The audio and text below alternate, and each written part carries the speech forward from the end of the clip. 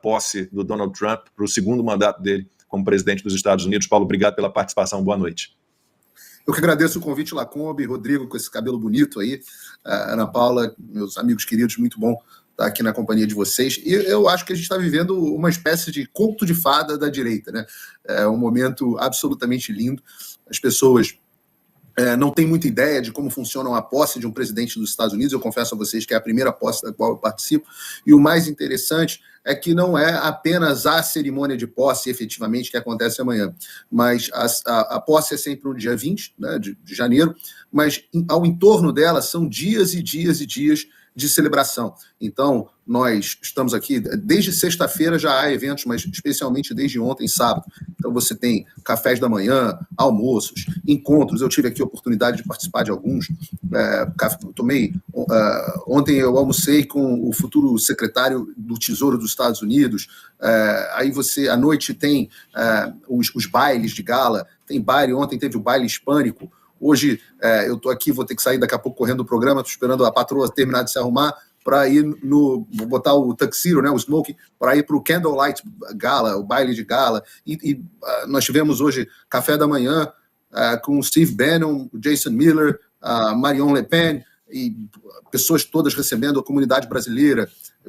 Aí você tem os encontros, parei para encontro paralelo com o Mike Benz, que é o homem que tem revelado toda a extensão do complexo industrial da censura. Eu estou só dando alguns exemplos para vocês, para entenderem que é assim todos os dias. Amanhã tem outros bailes de gala, outros eventos, e é assim que funciona. Então, é meio que uma festa da direita, é uma festa de café da manhã, almoço e jantar, conversas de bastidores, conversas de corredores, encontro entre amigos, e é muito bacana. E eu tenho que te chamar a atenção a isso, Lacombe. Nós temos aqui uma comitiva de cerca de 30 parlamentares da oposição. Nós temos o Eduardo Bolsonaro e a Michelle Bolsonaro representando o presidente Bolsonaro. Eu estive agora com o Eduardo bastante tempo. E são encontros. Hoje o Eduardo teve também com o Mike Benz, com o Steve Bannon, também com o Jason Miller. Depois saiu correndo para poder encontrar com o Milei, conversou sobre a situação. Então é muito importante, porque nós estamos tendo a oportunidade única de explicar na democracia mais antiga do mundo, no país que ensinou para o mundo, né? Se fundou como uma república que elege democraticamente os seus representantes e ensinou ao mundo como é que é isso. Nós estamos tendo a oportunidade de explicar como hoje o Brasil não faz parte mais desse grupo dos países chamados democracia. E eu agradeço muito, quero fazer aqui um agradecimento especial ao ministro do Supremo Tribunal Federal, Alexandre de Moraes, porque, graças a ele, nós temos a oportunidade de, em todos os lugares que nós chegamos, responder à primeira pergunta que todos nos fazem. O que houve que o presidente Bolsonaro não pôde vir? E se não tivesse havido a negativa, nós seríamos, claro, muito bacana ser recebido aqui, etc., mas não teríamos a oportunidade de conversar, de começar todas as conversas respondendo a essa pergunta. E a resposta é: porque o nosso país virou uma ditadura na mão de um grupo de ativistas políticos de esquerda. E nós estamos tendo a oportunidade de expor isso ao mundo. E hoje, de novo, vamos continuar, tem mais eventos, tem mais alguns dias de festa. A única coisa que eu acho que essa festa acontecendo dessa maneira que está acontecendo, que é um pouco diferente do tradicional, né? Não vamos ter a cerimônia aberta para todos no público. Óbvio que isso é uma tristeza, a gente queria ver aquela festa, a gente queria ver aquele público, mas o tempo aqui está terrível. Pois olhem lá os meus stories com o Eduardo, vocês vão ver a gente debaixo de uma nevasca terrível para conseguir chegar nos lugares. E eu acho que isso é um pouco do prenúncio do que o Trump vai enfrentar pela frente, porque a gente tem que ser sincero, não achem que o Trump chegando é a solução para os problemas. Ele é o caminho para a gente começar a ter alguém que realmente quer resolver os problemas em vez de nos afundar no caminho que nós estávamos tendo, seja para os Estados Unidos, seja para o Brasil. Do ponto a Ana citou bem, nós temos um secretário de Estado latino, o que mostra um pouco da mudança do eixo de preocupações do governo dos Estados Unidos, né?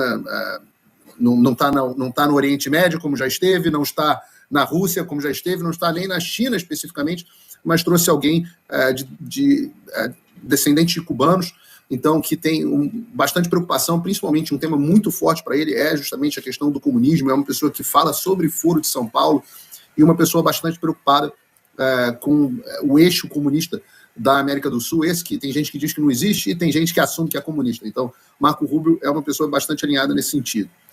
Por outro lado, nós temos que ter as expectativas ajustadas, né? Muita gente não pode achar que o Trump é o presidente amanhã, então vai cancelar imediatamente o visto do Alexandre, vai sancionar, vai botar a ditadura brasileira para fora, porque não é assim. Não é assim que a banda toca, né? Nós temos um governo novo entrando, com muitas mudanças dentro da administração, pessoas que vão chegar agora, políticas públicas que precisam ser formuladas, ainda não há escolha, por exemplo, hoje eu apurei isso, ainda não há escolha para quem será o próximo embaixador do Brasil.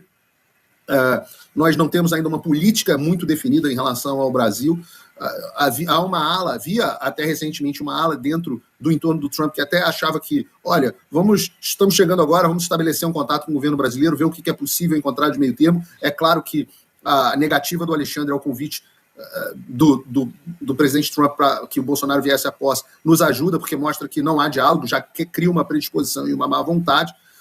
Mas, de novo, o tema que a Ana abordou e o Rodrigo também, as questões de como o Brasil, como os Estados Unidos, como pessoalmente o presidente Trump levam muito a sério essa questão do que vem sendo chamado de lawfare, né?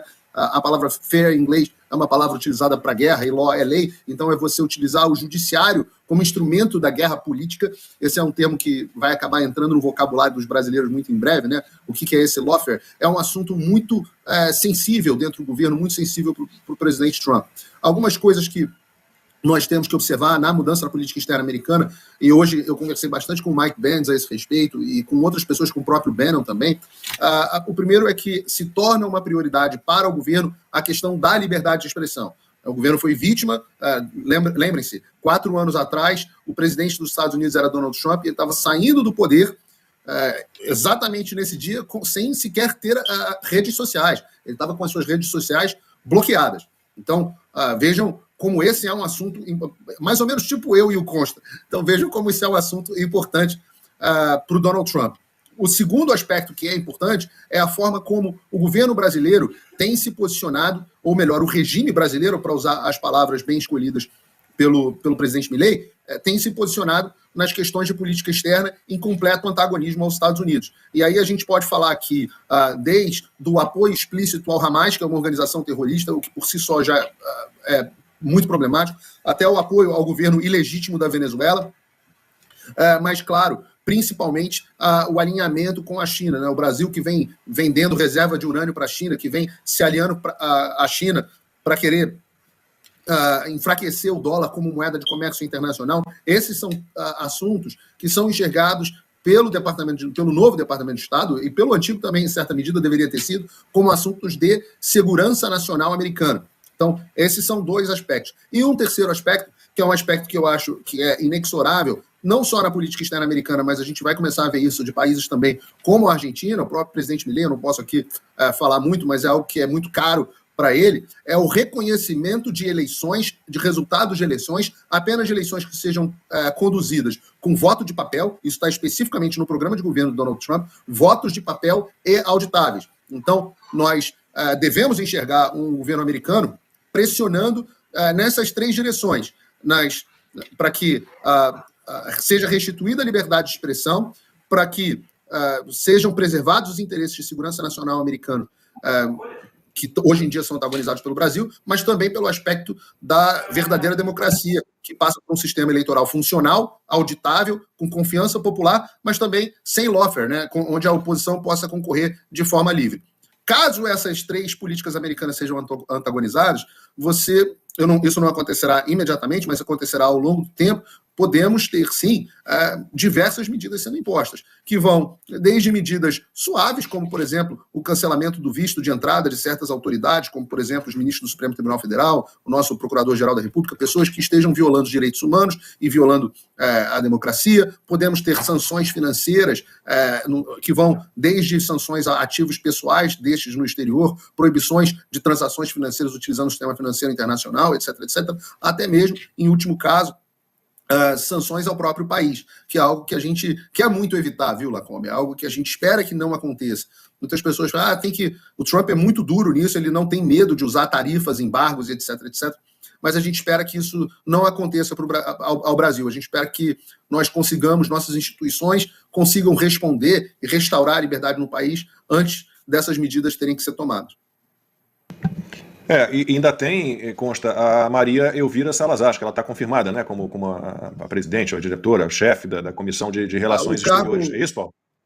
O cargo específico, a Maria Salazar, nós temos um comitê de relações exteriores na Casa dos Representantes, que é a Câmara aqui, muito favorável ao Brasil, né? Nós tivemos a mudança do presidente da comissão, do comitê aqui, né, especificamente no Brasil, a comissão aqui é Comitê de Relações Exteriores, que sai o McCall e entra o Mass, que é um cara mais simpático à causa brasileira. Eu tinha um pouco de dificuldade ali com o Chairman McCall, não nos ajudava muito, mas nós temos tanto o Chris Smith, que foi mantido na presidência de 2 subcomitês. Nós temos a Maria Salazar, ela está como presidente do subcomitê de Hemisfério Ocidental, né? E nós temos também uma pessoa chave aqui, que é o representante Corey Mills, deputado Corey Mills, que assumiu agora o subcomitê de inteligência e supervisão governamental dentro do Comitê de Relações Exteriores. Para vocês terem uma ideia, essa é a função que vai poder, por exemplo, intimar o governo, que terá prazer em passar a responder, a respeito dos documentos da interferência americana no processo eleitoral brasileiro. Nós sabemos hoje, sem sombra de dúvidas, que houve muita interferência americana dentro do processo eleitoral brasileiro, e hoje, de novo, foi um dos temas de longa conversa aqui com o Mike Benz hoje, o ex-departamento de Estado, que vão desde pressão de autoridades americanas a oficiais brasileiros, inclusive militares, mas também passando pelo financiamento direto, através do pagador de impostos americanos, eu não gosto do termo contribuinte, do pagador de impostos americanos, ao complexo industrial da censura brasileira, ao ponto de que nós chegamos a ter, por exemplo, a embaixada americana dando R$170 mil para o Instituto de Felipe Neto promover a censura no Brasil. Então, esses documentos precisam chegar ao conhecimento do público, e eu digo a você, Lacombe, eu acho que nos próximos aí, de 2 a 3 semanas, nós vamos ter uma caixa preta aberta que vai chocar o Brasil.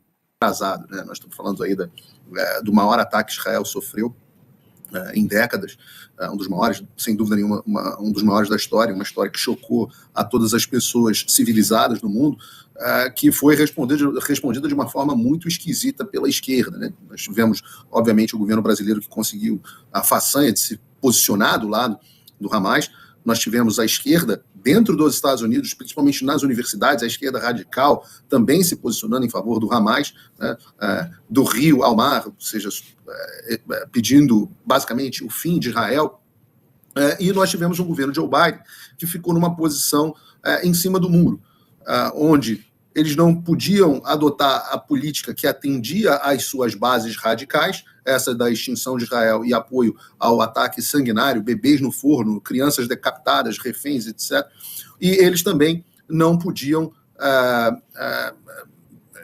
adotar uma política que seria parecida com a política tradicional dos Estados Unidos, que é a política de apoio ao seu aliado no Oriente Médio, que é Israel, aliado não só por conta da questão geopolítica, mas também porque é aliado nos seus valores civilizacionais, né? Israel é o país do Oriente Médio que nós temos democracia funcional, que nós temos direitos humanos sendo respeitados, né? A gente sempre gosta de brincar, a maior parada gay de todas é justamente Tel Aviv, em Israel, um país que respeita as mulheres, a diversidade, como as pessoas gostam de chamar, enfim, Israel deveria ser o queridinho da esquerda woke, né? Mas, no entanto, a gente enxerga justamente o oposto. Então, Joe Biden ficou ali entre a cruz e a espada, não podia nem brigar com a sua base e nem adotar a política de Israel, adotou uma política dúbia, e os Estados Unidos até mandaram ali uns porta-aviões, etc., mas entra Donald Trump, e antes mesmo de entrar, na verdade, vence Donald Trump e ele avisa, olha, ou vocês devolvem cada um dos reféns, ou vocês vão sofrer as consequências do verdadeiro inferno. E aí é interessante que em alguns momentos, até na última coletiva de imprensa que ele fez, um repórter pergunta a ele, mas o que você está querendo dizer? Ele fala assim, meu filho, não vou entrar em detalhes, eu não vou dizer o que eu vou fazer, eu só vou dizer para você que é o seguinte, ou devolve todo mundo, ou vocês vão sofrer o verdadeiro inferno. E aí entra aquele velho ditado, né? Quem tem medo. Os terroristas do Hamas perceberam que não estavam mais lidando com um governo enfraquecido, eles só fizeram o que haviam feito com Israel porque estavam lidando com um governo absolutamente enfraquecido, não só enfraquecido do ponto de vista geopolítico por conta dessas divisões, mas também, vejam, por exemplo, né, o fracasso que os Estados Unidos tiveram com a sua retirada do Afeganistão, que mostrou a fraqueza, e também a fraqueza de um presidente decrépito. E agora não é nem o Paulo Figueiredo que está dizendo, vocês devem ter visto, não sei se nem está na nossa pauta aqui, mas vocês devem ter visto, o vídeo de ontem, da entrevista do presidente da Câmara aqui, digamos, né, o Speaker do House of Representatives, Mike Johnson, onde ele diz que há mais de um ano o Biden está absolutamente gagá. Ele diz isso, né? Ele conta em detalhes um encontro que ele teve com o presidente Biden, na verdade, que o staff do presidente Biden, né, sua equipe, estava impedindo o presidente da Câmara de encontrar o presidente, até que num dado momento eles finalmente se encontram, e uma vez que acontece esse encontro, o Mike Johnson pergunta para ele, poxa, presidente, eu estou querendo entender por que você assinou essa ordem executiva aqui, essa medida provisória, digamos assim, esse decreto, que nos impede de exportar gás natural. Isso está favorecendo a Rússia. E o Biden falou, mas eu não assinei isso. Aí o Mike Johnson fala, presidente, nós temos aqui se você quiser eu faço com a sua secretária para imprimir a sua ordem. E ele, não, eu não assinei isso. E até que num dado momento ele fala, eu assinei outra coisa, até que num dado momento o Mike Johnson percebe, fala, olha, não é que ele estava mentindo para mim, é que ele não sabia que sequer ele tinha assinado isso. Então, e ele diz, ele não sabia porque o presidente há mais de um ano está fora de si. Então, quem governava os Estados Unidos? Né? Quem governava os Estados Unidos? Não havia, de fato, a Ana lembrou aí dos tempos de Ronald Reagan, né? Os tempos do Ronald Reagan era o tempo onde você tinha o mundo da cortina de ferro, o mundo comunista, o mundo soviético e o mundo livre, que era o Ocidente, que éramos nós, né? E o líder do mundo livre era o presidente dos Estados Unidos. Só que nós estamos sem líder do mundo livre há pelo menos alguns anos, né? Acho que o Biden já não assumiu em plenas faculdades mentais, mas segundo o presidente da Câmara dos Estados Unidos, há pelo menos um ano, os Estados Unidos estão com um líder gagá, que não sabe onde está, não sabe o que assinou, não está consciente de si. É claro que os inimigos da América utilizam essa fraqueza, a frase do Donald Rumsfeld, né, o ex-secretário de defesa, é muito, muito forte, né, a fraqueza é provocativa. Então, a fraqueza dos Estados Unidos foram provocativas e permitiram que a Rússia invadisse a Ucrânia e que o Hamas fizesse o que fez em Israel. Chega a força, e o Donald Trump representa isso, não há ninguém que duvide que o Donald Trump representa a força. No momento onde chega alguém forte, pode levantar a plaquinha aí a imagem que o Rodrigo mandou, acabou a putaria. Volta a valer, o mundo livre volta a ter um líder. E aí, quem tem medo, rapidamente Israel retrocede. Eu acho que o Trump utilizou de uma hipérbole quando ele falou que ia resolver a guerra da Ucrânia logo que entrasse no poder. É uma situação um pouco mais difícil, mas eu não duvido nada aí que nos próximos meses a gente tenha também uma resolução, uma solução para a situação dentro da Ucrânia. Então, de novo, bota aí de novo a produção, a imagem, acabou a putaria. Tá aí. A partir de amanhã, começa amanhã, o segundo mandato de Donald Trump.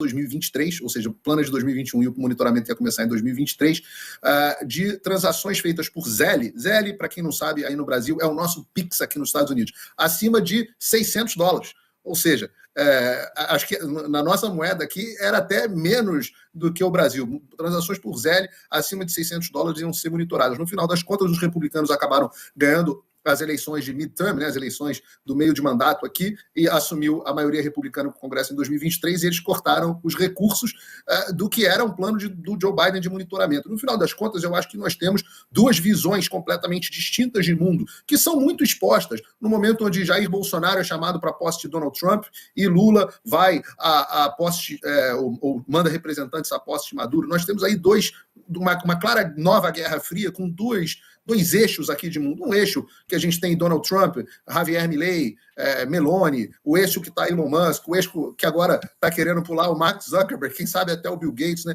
O que a gente pode chamar aí de mundo livre, e tem o eixo que é o eixo da esquerda, que é o eixo da China, né? Que controla a visão de mundo chinesa, onde cada minuto da sua vida é monitorado, tem câmera nas ruas, tem credit score social, né? Nota de crédito social, onde você não consegue nem pegar o metrô se você não for amigo do governo, onde o cidadão não tem liberdade para nada, é monitorado em cada uma das suas pequenas ações. Não dá para dizer que isso é fake news, é efetivamente a visão de mundo da esquerda, a visão de mundo autoritária da esquerda. Então, nesse momento, eu acho que a gente tem que chamar a atenção aqui para o fenômeno que a gente tem do Nicolas, que ele é absolutamente incrível, um comunicador que eu acho que a gente talvez não tenha tido no Brasil ainda alguém com essa capacidade. 300 milhões de visualizações é alguma coisa incrível, e que conseguiu gerar uma mobilização social ímpar. Até agora, que não havia acontecido. Mas, além da capacidade do Nicolas de mobilização, o que eu acho fundamental nesse assunto é que esse é o tipo do assunto que fura a bolha. A gente tem aqui nossa audiência hiperqualificada do 4x4, as pessoas que acompanham a Ana Paula Henkel, que acompanham o Lacombe, que acompanham o Rodrigo Constantino, e que algumas acompanham até o Paulo Figueiredo, coitadas.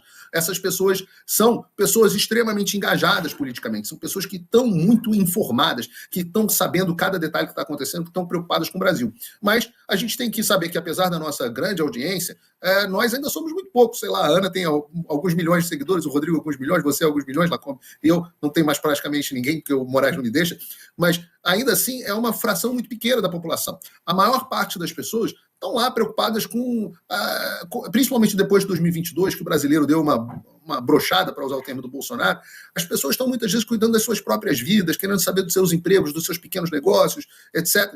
E tiveram a impressão de que vamos deixar a política para lá. Só que você deixa a política para lá e a política acaba se impondo na sua vida, porque a gente não acompanha a política por fetiche, né? A gente acompanha a política porque ela tem impacto nas nossas vidas. E esse foi o tipo de pauta, talvez a primeira grande pauta contra o governo Lula que tenha furado a bolha de uma forma absolutamente incomensurável, né? Onde as pessoas na rua, na padaria, ali as pessoas no dia a dia, as pessoas que antes estavam só preocupadas com a sua vida, começaram a perceber um pouco da desgraça que é esse governo. Qual é o problema dessa história? E aqui eu encerro a minha participação.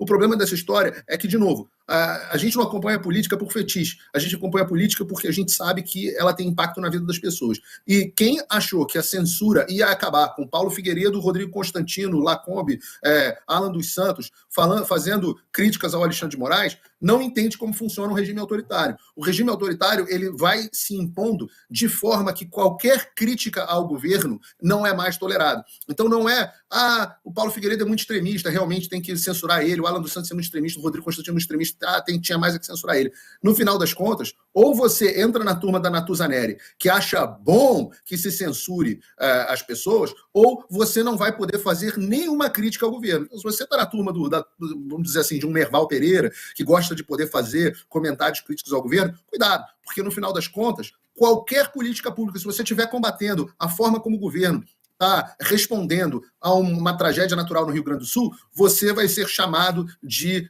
criador de desordem informacional. Se você for criticar uma política cruel de monitoramento do governo, você vai ser chamado de criador de desordem informacional. Se você disser que Lula está alinhado com o narcoditador Maduro, você vai ser chamado de criador de desordem desinformacional. No final das contas, ditadura é isso, né? Ela vai avançando, avançando, avançando e pega qualquer um. Menos, talvez, a Natuzaneri e a turma que tiver no bolso do governo federal e das verbas da SECOM.